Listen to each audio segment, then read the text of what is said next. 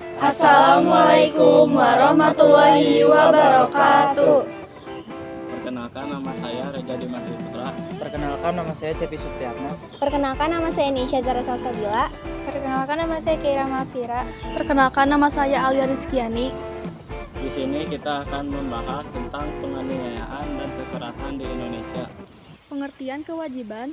Menurut Kamus Bahasa Indonesia, kewajiban sebagai kata turunan dari kata wajib adalah sesuatu yang diwajibkan harus dilakukan, dan keharusan. Selain itu, kata ini juga diartikan sebagai tugas secara umum maupun secara hukum. Sementara itu, Merriam-Webster mengartikan kewajiban sebagai tindakan mewajibkan diri sendiri untuk suatu tindakan seperti janji atau sumpah.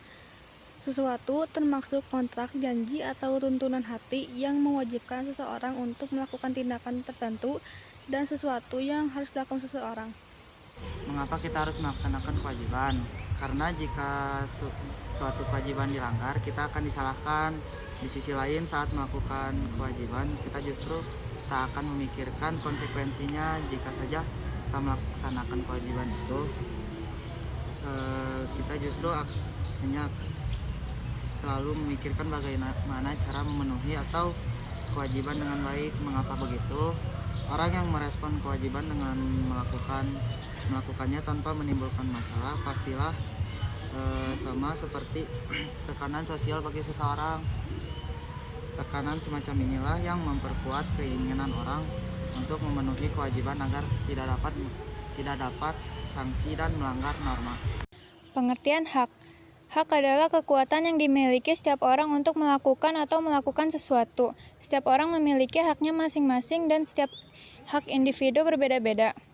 Pemenuhan hak atau hak asasi manusia dijamin oleh hukum. Pelaksanaan hak asasi manusia juga merupakan bagian dari perjanjian internasional. Selain hak asasi manusia yang diatur oleh undang-undang, juga diatur sebagai berbagai hak, antara lain hak hukum dan hak moral. Hak sangat mendesak dalam kehidupan ini. Setiap orang berhak mendapatkan hak setelah menunaikan kewajibannya. Hak adalah bagian dari sifat manusia. Di Indonesia, hak diatur dalam pasal 27-31 Undang-Undang Dasar 1945. Contoh hak dalam Undang-Undang Dasar 1945 adalah warga negara berhak untuk hidup, tumbuh, dan berkembang. Undang-Undang Dasar 1945 mengatur hak dan kewajiban warga negara Indonesia, termasuk dalam pasal-pasal 27, 28, 29, 30, 31, 32, 33, dan 34. Berikut beberapa contoh hak dan kewajiban warga negara Indonesia yang diatur dalam Undang-Undang Dasar 1945. Pasal 27 ayat 1 mengatur bahwa semua warga negara memiliki kedudukan yang sama dalam hukum dan pemerintahan dan wajib menjunjung hukum dan pemerintahan tersebut.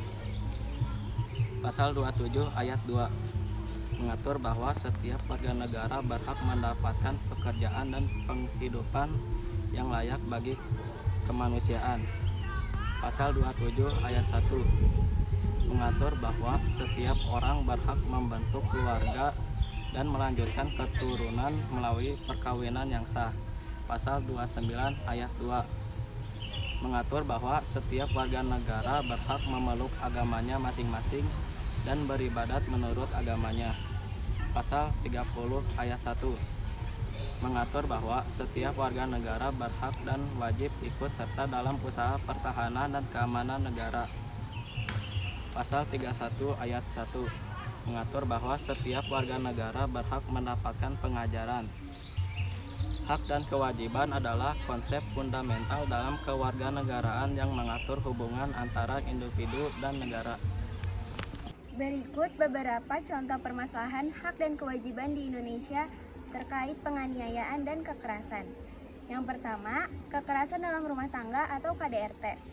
Permasalahannya adalah tingginya angka KDRT seringkali tidak dilaporkan dan korban seringkali mengalami stigma sosial. Hak yang dilanggar adalah hak atas hidup bebas dari kekerasan, hak atas kesetaraan gender.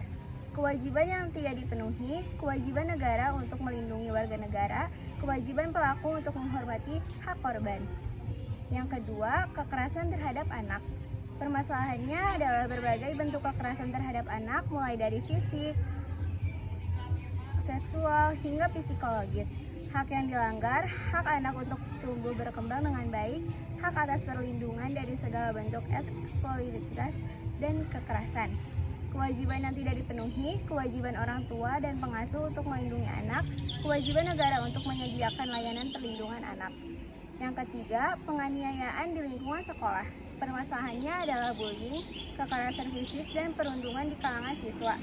Hak yang dilanggar adalah hak atas pendidikan yang aman dan nyaman, hak untuk bebas dari intimidasi. Kewajiban yang tidak dipenuhi, kewajiban sekolah untuk menciptakan lingkungan belajar yang aman, kewajiban siswa untuk saling menghormati. Yang keempat, kekerasan berbasis gender. Permasalahannya adalah diskriminasi gender, pelecehan seksual, dan kekerasan terhadap perempuan. Hak yang dilanggar, hak atas kesetaraan gender, hak untuk hidup bebas dari kekerasan. Kewajiban yang tidak dipenuhi, kewajiban masyarakat untuk menciptakan lingkungan yang bebas dari diskriminasi, kewajiban negara untuk menegakkan hukum. Penyebab 1. Norma sosial, pandangan masyarakat yang masih melegalkan kekerasan dalam beberapa konteks. 2. Kurangnya kesadaran hukum. Banyak korban tidak mengetahui hak-hak mereka dan enggan melapor kasusnya. 3. Lemahnya penegakan hukum. Proses hukum yang panjang dan berbelit-belit membuat pelaku seringkali lolos dari hukuman. Iya, ada 4. Yang pertama, meningkatkan kesadaran. Contohnya kampanye dan edukasi tentang bahaya kekerasan. Kedua, penguatan sistem perlindungan. Contohnya pembentukan layanan bantuan bagi korban dan peningkatkan akses terhadap keadilan. Ketiga, menegakkan hukum yang tegas. Contohnya hukum yang berat bagi pelaku kekerasan. Keempat, perubahan norma sosial. Membangun budaya yang menolak segala bentuk kekerasan. Sekian, terima kasih. Wassalamualaikum warahmatullahi wabarakatuh.